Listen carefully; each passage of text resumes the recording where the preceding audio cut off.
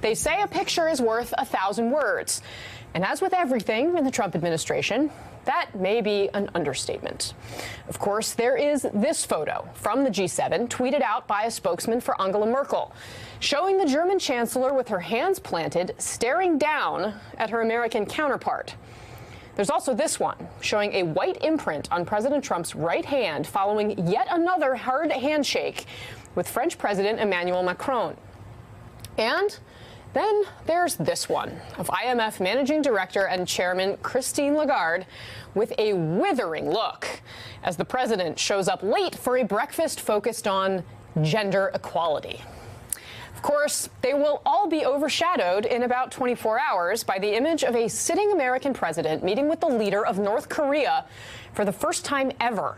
The question now is, what, if anything, will that meeting amount to beyond just that photo op? With that, I want to welcome in my panel. Joining me on set, national political reporter for Axios, Jonathan Swan, former Deputy Assistant Secretary of Defense and MSNBC national security analyst, Evelyn Farkas, political reporter for the New York Times, Ken Vogel, and joining us all the way from Singapore, a friend of the show and Pulitzer Prize-winning White House bureau chief for The Washington Post, Philip Rucker. Phil, I want to start with you since you are on scene, the site of all of the action. I've been enjoying all of the Instagrams that everyone is sending of the J.W. Marriott press file in Singapore. I want to read, though, from your piece in The Washington Post about this upcoming summit. You write, and I thought that this was a really on-point frame, quote, one is a septuagenarian American president. The other, a millennial North Korean dictator. But each has nuclear weapons and mixes taunts and tributes to keep the other one off balance. Thin-skinned alphas, both men, are wedded to a go-it-alone leadership style, have a penchant for bombast, and are determined to project dominance when they finally meet. So what is your sense of how things are unfolding there on the ground in Singapore so far? And what do you think these two personalities, how is the president going to end up handling this? Yeah, Kasie, well, they've both arrived here in Singapore last night. It's now morning, Monday morning. President Trump is scheduled to be meeting with the Prime Minister of Singapore later today, and then, of course, on Tuesday with Kim Jong-un. And they've been sizing each other up for months, really for years. Kim Jong-un and the North Korean delegation have been studying Donald Trump, the history about him, the art of the deal, sort of understanding his personality. Trump is doing the same about Kim. I think Trump sees this very much as a clash of personalities, as an opportunity to size up the North Korean dictator, something no American president has been able to do face to face. And as he said the other day, he'll know within a minute or two whether there's something here, whether Kim can come to the table and have a deal. Now, if you start looking at the substance of what that deal could be, it gets very messy because that's not worked out. It's unclear what sort of deliverables they could walk away from this meeting with, but Trump is very eager to at least have the meeting and try to make friends with the dictator. Phil, is there a view that there may be any risk for the president in simply having this photo op?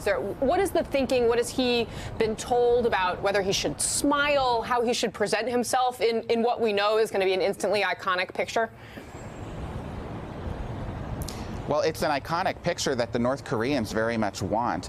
For them, this is an achievement in and of itself, getting an audience with the president, putting Kim Jong-un on equal footing with the American commander-in-chief, and it'll be used in propaganda back home by the North Koreans to show Kim as garnering respect around the world. And so the danger for Trump is that he's giving Kim something simply by shaking his hand and meeting him. We'll have to see what the body language looks like. I think it'll be really striking, for example, if Trump is kinder to Kim Jong-un than he was to Justin Trudeau in Canada and some of the other European allies that he was with at the G7 in Quebec the other day. The body language from the photos that you showed at the beginning of the show was so striking, and we'll have to see if Trump is more relaxed and, frankly, more enjoying himself when he's face-to-face with the North Korean leader. So as you referenced a minute ago, the president did say it won't take long for him to tell if Kim Jong-un is serious about making some sort of deal. I'm going to show our viewers what he said before leaving Canada yesterday. It's a good question. How long will it take? I think within the first minute, I'll know. How? My touch, my feel. That's what I do. And if I think it won't happen, I'm not going to waste my time. I don't want to waste his time.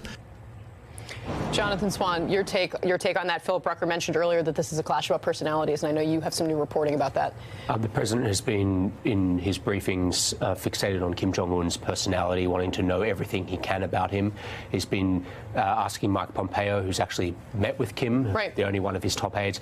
But the allied intelligence agencies have compiled a very detailed profile of Kim Jong-un, largely taken from interviews with some of his former classmates when he attended an elite Swiss school in his adolescence. Oh, interesting. And the profile, we got this from someone who studied it carefully, the classified binder. It bears a striking resemblance to the Kim Jong-un you see today. He described him as the young Kim Jong-un from these interviews, gluttonous, would eat himself almost sick, would be prone to fits of anger and outbursts of violence. Apparently there were young children that he hit during this. He was an inattentive student, didn't attend class very much, and demanded slavish loyalty from his classmates. Slavish loyalty. Evelyn Farkas, what does this sort of tell you if you're preparing the president to meet with this man? I mean, first of all, it's not surprising because this is the guy who had his brother killed and his uncle killed. So anyone who would be any kind of threat to him and his power has been eliminated. You know, we understand he's a pretty ruthless guy. Although he said that it's not military force. His father had military first. Mm-hmm. He's saying economy first after we get our nuclear weapons. He wants a McDonald's. Program. Yes, I know. So we can and that he has in common with the president, with our president, of course, because our president loves hamburgers. And I guess he likes McDonald's. I can't remember if that was the filet of fish, though. Hates. When he's being healthy. Sometimes without the bread, actually. Like Corey Lewandowski. But I mean, I think if he's smart, he will study our president, Kim Jong-un, and just butter him up. He has 1 minute to butter him up. You know, but there's only it's impressive that they're doing this level of preparation. Certainly, one of the concerns was that there was no preparation, and it would be nice if that preparation was also on the policy side and not just on the personality side. You know, famously, George W. Bush, when he was meeting with Vladimir Putin, said that he could assess, and he was someone who was, despite liberal sort of stereotypes of him, was actually someone who did prepare on the policy side as well as the personality side, and said that he looked Putin in the eye, could see into his soul, found him trustworthy and straightforward, came to regret that assessment. Came to decide that assessment was incorrect. Yeah. So, you know, there's only so far that the personality goes. The policy is the key here. Yeah. And that was because he looked at the dossier that he had on Putin, looked at the dossier on Bush and knew he was deeply religious. So Putin purposely referenced, he had a cross and he talked about this cross and the meaning for him. So in part, so he almost played Bush in the other way. Philip Rucker, I want to go to you on this because we have talked so much about how the president prepares or doesn't prepare for all kinds of meetings, but none with stakes as high as this one. And if in fact American authorities they do have this binder that Jonathan Swan is now reporting on, it still seems as though this president is absorbing that information only by having verbal conversations with people who've read it. Is that your sense? I think that's right, Kasie. This is a president, Donald Trump, who does not read his daily intelligence report that's written out for him. Instead, he participates in more oral briefings. The CIA director will come into the Oval Office and show him graphics, videos, pictures, maps, charts, anything that can help him visually understand the intelligence, because we know he doesn't like to sit down and pore over the written word. I assume that's the case now as he's preparing to meet with Kim Jong-un. You know, Trump has said he doesn't require much preparation for this meeting. That's not quite right, according to Mike Pompeo, the Secretary of State, who says that he's been having very extensive briefings with President Trump for several weeks now, months really, trying to prepare him for this, trying to get him to understand sort of the history of U.S.-Korea relations, the history of North and South Korea relations, sort of all the details that are at stake. Even if he's not an expert in the technicality of nuclear arms, he at least can understand the sort of broader geopolitical dynamic at play with North Korea as he prepares for the meeting. Let's turn now to all of the drama that preceded this evening, the G7 summit. Just a few hours after the president called his relationship with G7 allies a 10, he pulled the U.S. out of the G7 joint communique as a result of what he called Justin Trudeau's, quote, false statements. He went on to tweet, quote, PM Justin Trudeau of Canada acted so meek and mild during our G7 meetings. The motivator, likely Trudeau's comments about retaliatory tariffs. Here are what two White House advisors had to say about this earlier today. Here's the thing. I mean, he really kind of stabbed us in the back. He really actually, you know what? He did a great disservice to the whole G7. He betrayed. Trudeau did. Yes, he did. We were very close to making a deal with Canada on NAFTA, bilaterally perhaps, and then we leave and Trudeau pulls this sophomoric political stunt for domestic consumption. You just don't behave that way, okay? It's a betrayal, okay? Essentially double-crossing. Not just double-crossing President Trump, but the other members of the G7 who were working together and pulling together this communique. There's a special place in hell for any foreign leader that engages in bad faith diplomacy with President Donald J. Trump and then tries to stab him in the back on the way out the door. And that's what bad faith Justin Trudeau did with that stunt press conference. That's what weak, dishonest Justin Trudeau did. And that comes right from Air Force One.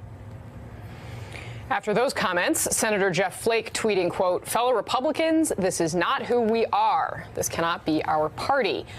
But once again, Flake pretty lonely so far in his condemnation of the president. Ken Vogel, how much self-awareness is there here? Yeah, I mean, the tweets from Trump minutes after leaving this setting, calling out another world leader for being like meek in person and then saying something negative after the fact, and then also the false statements. Trump has actually bragged about bluffing Justin Trudeau on the trade deficit using false statements. So it's pretty rich to see him accusing this foreign leader of doing the same thing that we've seen him do himself. Yeah, Jonathan Swan, I mean, we knew that the president had already caused all sorts of potentially irreversible problems with the Canadian government after making this announcement on tariffs. But the way that this G7 summit concluded, I mean, is it possible? We've seen some tweets from John McCain, for example, that suggest that, you know, someday America's allies will see the Americans who are actually on their side. Is that possible at this point? Well, we've been talking to European officials who are having the same problems with the president, particularly, you know, when you look at Germany, even France, after they got to a better place, that's been reversed. The UK, what they're trying to do is have this long-range view that this is a president for this moment, but move beyond that. But they still have the military ties, and they lean on that. They look for positives where they can. But the reality is, transatlantic relations have not been this bad for a very long time. And no matter what Donald Trump says. We're not even talking about transatlantic relationships anymore either. I mean, we're here on the continent. Canada too, but the European relationship has been profoundly damaged in the last few months over trade as well. But Shinzo Abe was standing there as well. So, I mean, when it comes to economic issues, this is global and this is serious. And I think what was interesting to me, I think we need more reporting on this, but it appears, reading between the lines in the way the Post covered it today, that the Europeans actually staged an intervention. So that photo may have been that intervention where they said, okay, Mr. President Trump, you know, these are the facts. 70% of the foreign direct investment in the United States of America comes from European countries. And by the way, a lot of that goes to southern states that voted for Trump. But we should point out, I mean, that interview, that particularly one that Peter Navarro did, truly, I think that's one of the most extraordinary interviews I've ever seen from an official in this White House. And that's saying something. To call one of America's closest allies, Justin Trudeau of Canada, to say that there's a special place in hell for him and to give him labels like weak and dishonest, that is taking rhetoric to a level that I honestly haven't seen. And so I've been covering Trump for almost 3 years now. This, I mean, and the level of silence from most Republicans in Washington feels deafening. I guess they have so many things to be outraged about that they sort of pick their moments, but their moments are pretty rare, aren't they? Yeah. Phil Rucker, can I get you to weigh in on this, at how this all unfolded? I mean, it seems like a classic case of the president, you know, making one decision in the room and then either watching Justin Trudeau's press conference, being briefed on it, and making, you know, a very abrupt decision and kind of reversing himself entirely. What are the consequences here? Are these relationships reparable? Well, the consequences are quite severe for the relationship, as the panel's been discussing, but the pattern is familiar for Trump. I mean, he's someone who, when he's in the room with you, whether it's, a fellow foreign leader or even just a journalist for an interview, he wants you to like him. He wants to try to create a level of warmth there. He wants to, he doesn't usually confront people face to face, and then the meeting's over and he goes off on Twitter, as he did aboard Air Force One from Canada en route to Singapore. I mean, this is just a familiar pattern for Donald Trump, and he, he bullies sometimes, but he likes to bully with a distance. He doesn't like to do it face to face with the people he's trying to bully. You mentioned at the top of the show, too, looking at that picture of Angela Merkel and the other leaders kind of surrounding the president, that sort of dark, almost angry look on his face, and how that could potentially differ from, I mean, it certainly already differs from the picture of him receiving that letter from the North Koreans, you remember, in the Oval Office, where he was smiling and holding that giant envelope. We've talked about this a lot, I know, whether he has an affinity for dictators, but I mean, what is it that explains why he's so hostile in a room with, people that have been allies of the United States for decades, and seems so warm and open to these other people who have been our enemies? Well, he's so open to Kim Jong-un in part because it's his bid for history. Trump, it stuck with him from the first time he sat down with President Barack Obama after the election and before Trump was inaugurated. Obama told him, look, North Korea is the biggest challenge you're going to face in sort of a national security sense around the world, and this was a problem that Obama couldn't fix, the nuclear development in North Korea. And so that stuck with Trump, and it's been a motivating factor ever since. He wants to outdo Obama. He wants to solve the problem that his predecessors couldn't. And so because of that, he's in ultimate salesman mode right now. He wants the North Koreans to like him. He wants the North Koreans to come to the negotiating table with him. He wants them to agree to a deal. And so he's willing to flatter Kim Jong-un. He's willing to, pose for that picture with the big envelope in the Oval Office with a big smile on his face, because he feels like this is his opportunity to do something truly historic as president.